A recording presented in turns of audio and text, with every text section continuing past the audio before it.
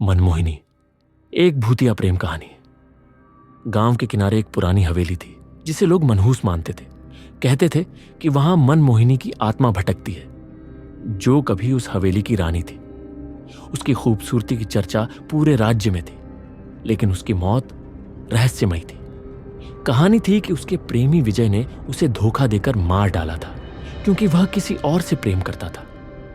मनमोहिनी की आत्मा उस धोखे और बेवफाई से मुक्त नहीं हो पाई, और तभी से वह उस हवेली में अपने प्रेमी का इंतजार कर रही है। सालों बाद शहर से आए 4 दोस्त अजय, राहुल, स्नेहा और पायल उस हवेली की सच्चाई जानने के लिए वहां पहुंचे।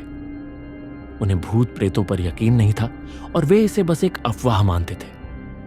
हवेली के पास पहुंचते ही ठंडी हवा का झोंका और सन्नाटा उनके रोंगटे खड़े कर गया।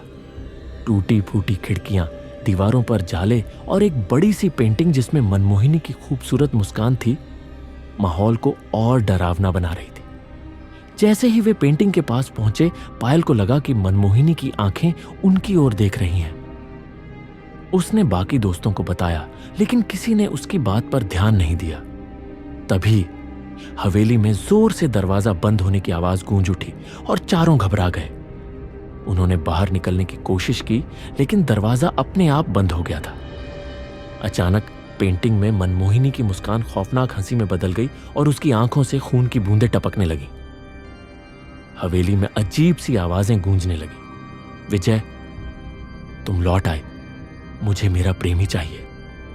चारों दोस्त दहशत में इधर उधर भागने लगे। राहुल अचानक गायब हो गया। उसे ढूंढते हुए वे एक कमरे में पहुंचे जहां राहुल खड़ा था, लेकिन उसकी आंखें लाल थीं और उसके चेहरे पर अजीब सी मुस्कान थी, ठीक वैसी ही जैसी पेंटिंग में थी।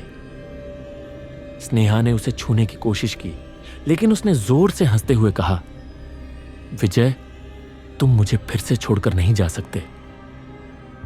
अजय को समझ में आ गया कि मनमोहिनी की आत्मा ने राहुल पर कब्जा कर लिया है, क्योंकि वह उसे अपने प्रेमी विजय के रूप में देख रही थी। उन्होंने वहां से भागने की कोशिश की, लेकिन राहुल ने पायल पर हमला कर दिया। अजय ने साहस जुटाकर भगवान का नाम लिया और जोर से चिल्लाया, मनमोहिनी, तुम्हें मोक्ष मिले, छोड़ दो हमारे दोस्त को। इतना कहते ही हवेली जोर से हिलने लगी। खिड़कियां अपने आप खुल गईं और एक चीखती हुई आवाज के साथ सब कुछ शांत हो गया। राहुल बेहोश होकर गिर पड़ा। तीनों दोस्त उसे उठाकर बाहर ले आए। गांव के बुजुर्गों ने बताया कि अजय की प्रार्थना से मनमोहिनी को मोक्ष मिल गया, क्योंकि उसने पहली बार किसी से सच्चा प्यार और दया महसूस किया था। लेकिन हवेली अब भी वीरान थी, और लोग कहते हैं कि आज भी वहां से कभी कभी मनमोहिनी की दर्द भरी सिसकियां सुनाई देती हैं।